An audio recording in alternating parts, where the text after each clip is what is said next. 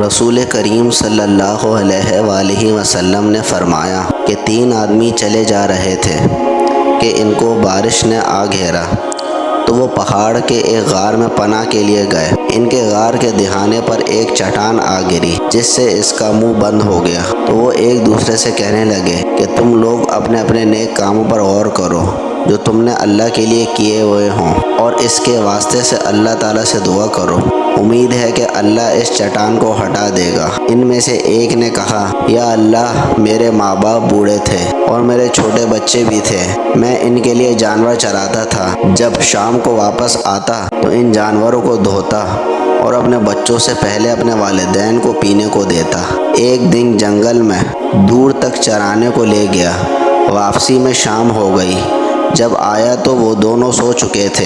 میں نے حسب دستور جانوروں کو دوہا اور دودھ لے کر آیا اور ان کے سرہانے کھڑا ہو گیا۔ میں نے ناپسند سمجھا کہ انہیں نیند سے بیدار کروں، اور یہ بھی برا معلوم ہوا کہ میں پہلے اپنے بچوں کو دوں، حالانکہ بچے میرے قدموں کے پاس آ کر چیخ رہے تھے۔ طلوع فجر تک میرا اور میرے بچوں کا یہی حال رہا۔ اگر تو جانتا ہے کہ میں نے یہ صرف تیری رضا کی خاطر کیا ہے تو یہ چٹان تھوڑی سی ہٹا دے تاکہ آسمان نظر آ سکے۔ تو اللہ کریم نے اس چٹان کو تھوڑا سا ہٹا دیا، یہاں تک کہ آسمان نظر آنے لگا۔ اور دوسرے آدمی نے کہا، یا اللہ، میرا ایک چچا زاد بہن تھی، میں اسے بہت چاہتا تھا جتنا کہ مرد عورتوں سے محبت کرتے ہیں۔ میں نے اس کی جان اس سے طلب کی، یعنی وہ اپنے آپ کو میرے حوالے کر دے، لیکن اس نے انکار کر دیا، یہاں تک کہ میں اس کے پاس 100 دینار لے کر آؤں۔ چنانچہ میں نے محنت کی، یہاں تک کہ 100 دینار ہو گئے، تو میں نے انہیں لے کر اس کے پاس آیا۔ جب میں اس کے دونوں ٹانگوں کے درمیان بیٹھا تو اس نے کہا کہ اے اللہ کے بندے، اللہ سے ڈرو اور مہر کو نہ کھولو۔ یہ سن کر میں کھڑا ہو گیا۔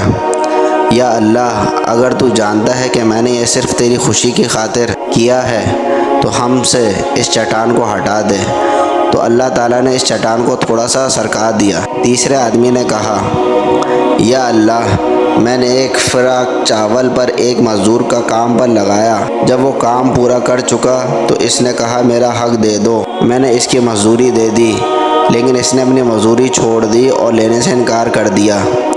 میں نے اس کو مسلسل کاشت کیا، یہاں تک کہ میں نے مویشی اور چرواہا اکٹھا کیا، یعنی بڑھتے بڑھتے بہت سے مویشی ہو گئے اور اس کے لیے ایک چرواہا بھی رکھ لیا۔ وہ میرے پاس آیا اور کہا کہ اللہ سے ڈرو اور مجھ پہ ظلم نہ کرو اور مجھے میرا حق دے دو۔ میں نے کہا ان مویشیوں اور چرواہے کے پاس جا اور ان سب کو لے جا۔ اس نے کہا اللہ سے ڈرو اور میرے ساتھ مذاق نہ کرو۔ میں نے کہا میں تجھ سے مذاق نہیں کر رہا، یہ جانور اور چرواہا لے جا۔ چنانچہ اس نے لے لیا اور چلا گیا۔ اس لیے اگر تو جانتا ہے کہ یہ میں نے صرف تیری رضا کی خاطر کیا ہے تو باقی حصہ بھی دور کر دے۔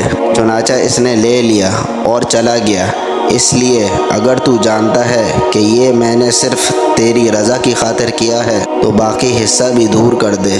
چنانچہ اللہ تعالیٰ نے اس کو بھی سرکا دیا۔